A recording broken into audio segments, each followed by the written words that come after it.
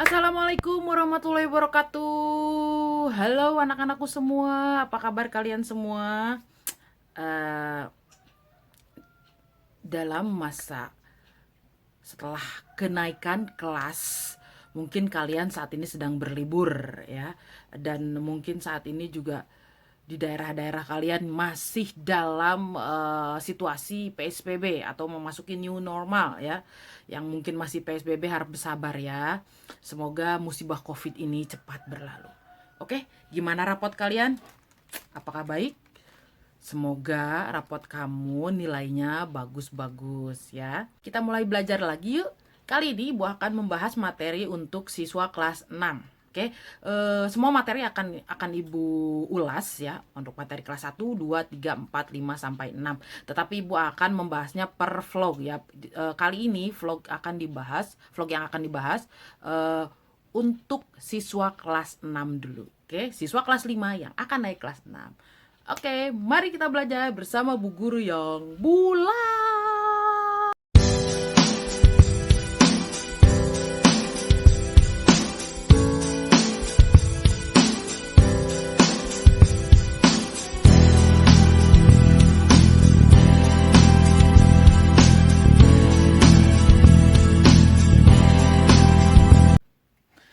Oke, kali ini kita akan membahas materi untuk siswa kelas 6 ya di tema 1. Oke, ini persiapan untuk kalian masuk sekolah nanti ya. Kita nggak tahu nanti sistem masuk sekolahnya apakah udah masih masuk normal, apakah memang nanti belajarnya via online, tapi video ini membantu kalian untuk belajar di rumah. Oke. Ibu akan membahas tema 1 ya untuk kelas 6, selamatkan makhluk hidup. Oke, Ibu ngambil materi dari buku paket buku paket tema 1 kelas 6 dari Kemendikbud. So ini nasional, semua pakai. Jadi siapapun yang nonton video ini, Ibu yakin pasti punya ya. Yang belum punya ayo di-download, juga banyak di internet. Oke ya. Mari kita mulai. Judulnya tema 1, selamatkan makhluk hidup ya. Oke, selamatkan makhluk hidup. Pertama-tama Ibu akan membahas kompetensi inti kelas 6 itu apa saja yang harus dicapai ya. Pertama, menerima, menjalankan dan menghargai ajaran agama yang dianut ya. Ini harus kalian capai ya. Yang kedua, menunjukkan perilaku jujur, disiplin, tanggung jawab, santun, peduli dan percaya diri dalam berinteraksi dengan keluarga, teman, guru dan tetangga serta cinta tanah air ya. Yang ketiga, memahami pengetahuan faktual, konseptual, prosedural, dan metakognitif pada tingkat dasar dengan cara mengamati, menanya, dan mencoba berdasarkan rasa ingin tahu tentang dirinya, makhluk ciptaan Tuhan dan kegiatannya, serta benda-benda yang dijumpainya di rumah, di sekolah, dan tempat bermain. Dan yang keempat, terakhir, menunjukkan keterampilan berpikir dan bertindak kreatif, produktif, kritis, mandiri, kolaboratif, komunikatif dalam bahasa yang jelas, sistematis, logis, dan kritis dalam karya yang estetis, dalam gerakan yang mencerminkan anak sehat, dan tindakan yang mencerminkan perilaku anak sesuai dengan tahap perkembangan. 4 kompetensi inti kelas 6 kita akan bahas untuk subtema 1 ya, subtema 1 dengan judul tumbuhan sahabatku ya. Kita akan mulai di PB1 tentunya. PB1 itu singkatan dari pembelajaran ya. PB1. Oke. Nah, PB1 itu ada pembelajaran IPA, IPS dan bahasa Indonesia. Oke. Kita masuk ke PB1, oke. Ntar. Ibu pakai bukunya yang diunduh sih. Buku paketnya belum punya. Ada di sekolah cuman nggak sempat ngambil ya, di sekolah banyak. Oke, kalian bisa mengamati di sini ada sebuah gambar ya, dalam buku paket kalian ada sebuah gambar di halaman awal itu, di halaman 1 ya, di halaman 1 betul, di halaman 1 ada sebuah gambar, kalian bisa lihat ya. Kalian amati gambar itu baik-baik. Sudah diamati? Bagaimana? Oke. Di situ ada sebuah gambar ya. Ada petani, bu tani, dan ada anak-anak yang sedang bermain di kebun. Ada juga sapi dan kerbau yang lagi makan. Oke. Di sini ada perintah di halaman 2. Buatlah 2 pertanyaan mengenai tumbuhan sebagai sumber kehidupan ya. Kalian ya bisa berdiskusi dengan teman ya ataupun mandiri juga sama saja. Kalian buat 2 pertanyaan mengenai tumbuhan sebagai sumber kehidupan ya. Di sini coba Ibu beri contoh ya dari gambar ini nih ya. Tanaman mengenai tumbuhan sebagai sumber kehidupan. Oke, misalnya ya, Ibu beri pertanyaan pertama, apakah manfaat tumbuhan bagi manusia? Ya, yang kedua, apakah manfaat hewan bagi manusia? Itu 2 pertanyaan tuh. Itu adalah contoh ya. Mungkin kalian bisa mencari lagi jawaban yang lain. Oke. Oke, itu 2 pertanyaan yang bisa Ibu contohkan untuk gambar yang tadi. Oke.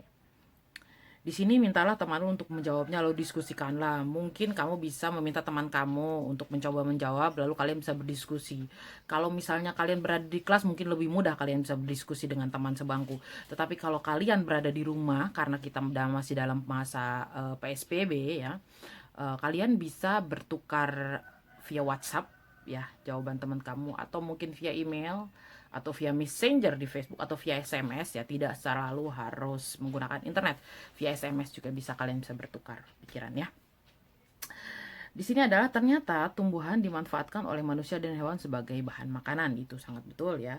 Jadi tumbuhan merupakan sumber kehidupan bagi semua makhluk hidup. Di sini ada penjelasannya. Oke, lanjut masih di halaman 2. Di sini ada ayo membaca ya. Setelah mengetahui manfaat tumbuhan bagi kehidupan, Edo ingin belajar lebih lanjut mengenai perkembangbiakan tumbuhan. Cermati kisah Edo berikut ini ya. Liburan sekolah telah tiba. Edo mengunjungi pamannya di desa. Dia seorang petani jagung. Edo datang ke rumah pamannya tidak untuk berlibur saja. Edo juga ingin belajar. Ibu guru memberikan tugas selama liburan. Ibu guru ingin anak-anak memberikan laporan tentang satu hal yang menarik dan bermanfaat yang dilihat selama liburan. Edo ingin mengetahui tentang tanaman jagung, terutama tentang perkembangbiakannya. Berikut adalah laporan pengamatan Edo. Oke, ini laporannya, kalian bisa lihat ya. Kalian bisa lihat ya. Untuk yang buku paket silahkan dibuka di halaman 2 dan di halaman 3. Di situ ada laporan Edo. Kalian bisa lihat.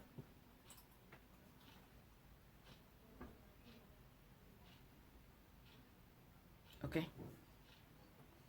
Edo senang sekali ia menikmati tinggal di lingkungan yang berbeda. Ya. Edo juga senang peroleh pengetahuan baru tentang tanaman jagung yang merupakan salah satu makanan kesukaannya. Oke. Bacalah dengan seksama. Ini di halaman 4 ya. Kita masuk ke halaman 4. Tulislah ide pokok dan informasi penting dari teks berjudul Bagaimana Jagung Berkembang Biak dengan mengisi diagram berikut. Oke.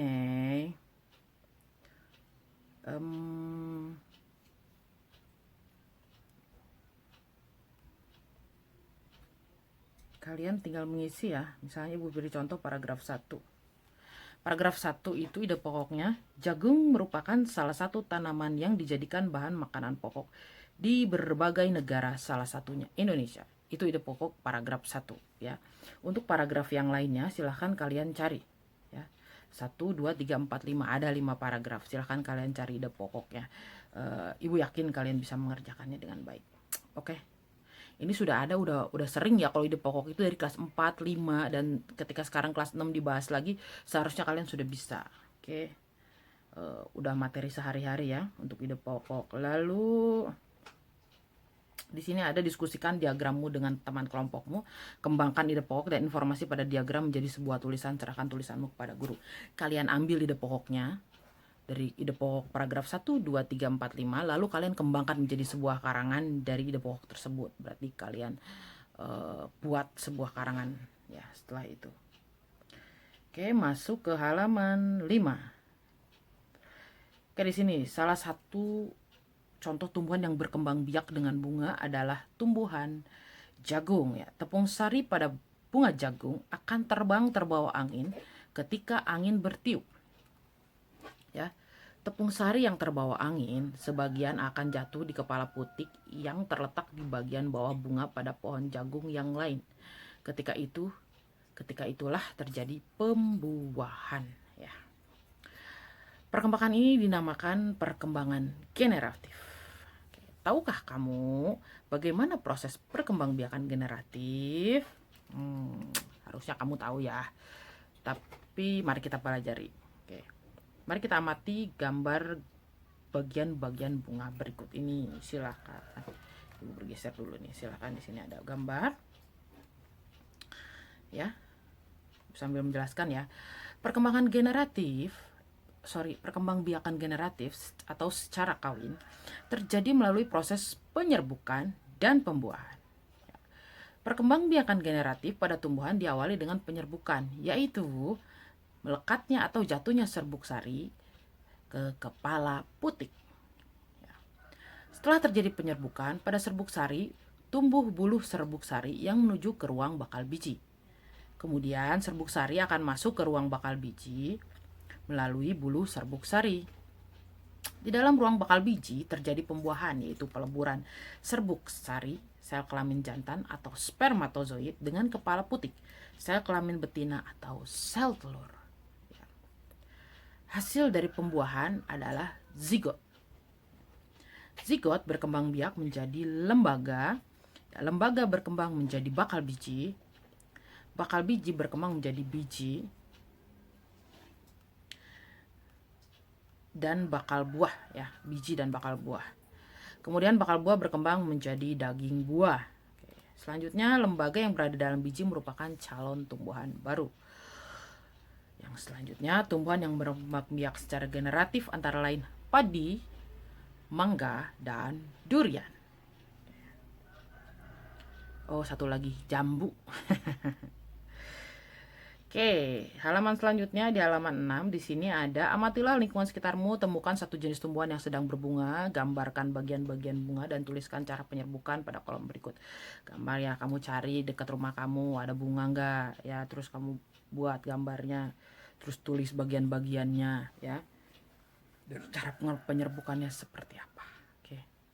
Lalu, sampaikan hasil kepada teman kelompokmu. Adakah perbedaan dengan hasil temanmu? Ya, kalian bisa berdiskusi ya melalui WhatsApp atau SMS, atau mungkin kalian bisa bertukar pikiran melalui email, atau mungkin ketika momen pandemi ini selesai kalian juga bisa bertatap muka dengan teman kamu di kelas.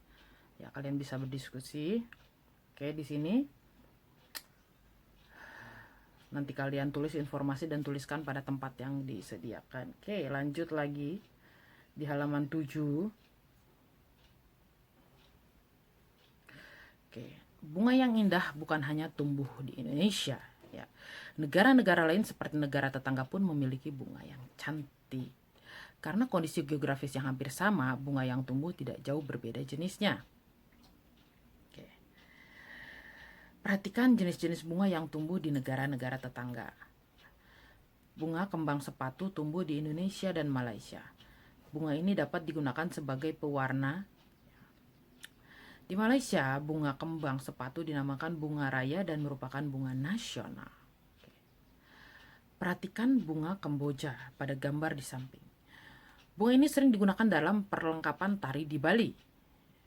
Dor campa atau bunga Kamboja dapat ditemukan di Indonesia dan Laos. Ya.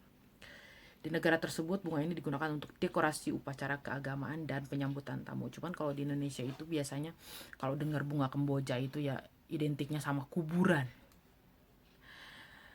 Entah kenapa, karena memang bunga Kamboja kalau di kita tuh banyak tumbuh di kuburan. Jadi image-nya itu mistik, padahal sebetulnya tidak ya, itu salah satu kekayaan tumbuhan di negara kita ya sebetulnya bunga Kamboja itu. Cuman karena pemikiran masyarakat sudah seperti itu ya, akhirnya terbawa semua ketika ngeliat bunga Kamboja. Ingat ya film-film horor, nggak boleh ya. Oke, di sini Malaysia, Laos, dan Indonesia hidup berdampingan meskipun berbeda negara, namun ketiganya memiliki persamaan dalam kehidupan sosial dan budaya. Masih banyak negara lainnya yang memiliki kesamaan. Oleh sebab itu, mereka menggabungkan diri dalam suatu organisasi yang bernama ASEAN. ASEAN, yaitu Persatuan Negara-Negara Se-Asia Tenggara. Berikut adalah ke-10 negara ASEAN ya. Negara ASEAN itu ada Indonesia, Malaysia, Brunei Darussalam, ada Filipina, Laos, Vietnam, Singapura, Kamboja, Thailand, dan Myanmar ya. Negara-negara yang baru berkembang nih. Dulu itu ya. Di sini ada sebuah bacaan ya di buku paket halaman 8. ASEAN menjawab kebutuhan hidup bertetangga, di sini judulnya ya. Kalian bisa baca mungkin, mangga. Ini ya. Lalu ini ya.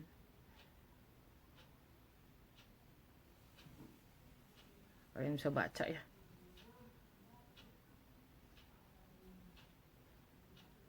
Lalu ada juga wacana kehidupan sosial budaya masyarakat ASEAN. Kalian bisa baca juga di halaman 9 ya. Sampai wah panjang nih.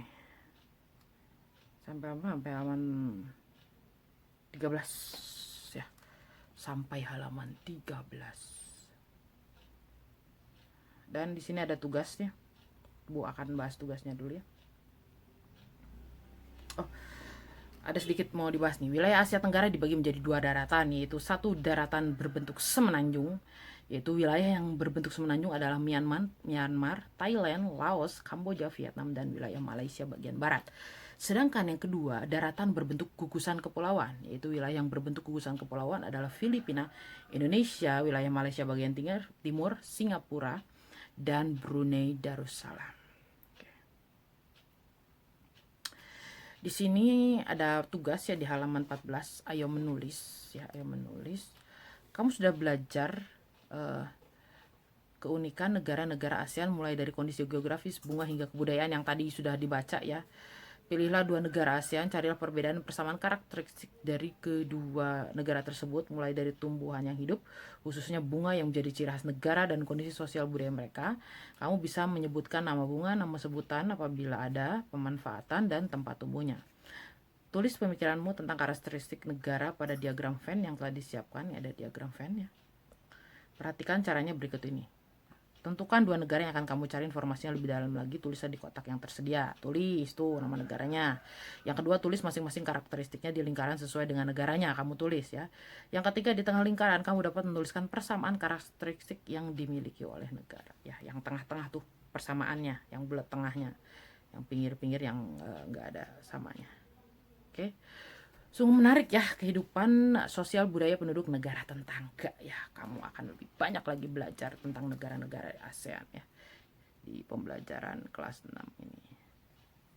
Oke, cukup sekian materi dari Ibu untuk tema 1, subtema 1 dan pembelajaran 1 ya. Tentunya di PB 1 di subtema 1 tema 1 selamatkan makhluk hidup kelas 6. Mungkin kalian bisa lebih banyak menggali lagi informasi dari internet ya. Tadi sudah dibahas tentang ASEAN dan lain sebagainya, tentang materi ide pokok juga kembali ada. Untuk membuat pertanyaan juga kembali ada, yang materi-materi yang sudah pernah dilaksanakan di kelas 5 atau di kelas sebelumnya. Oke, kalian jangan lupa belajar, tetap jaga kesehatan, jangan lupa sering cuci tangan, selalu gunakan masker dimanapun kalian berada. Oke, see you on the next vlogs. Bye-bye.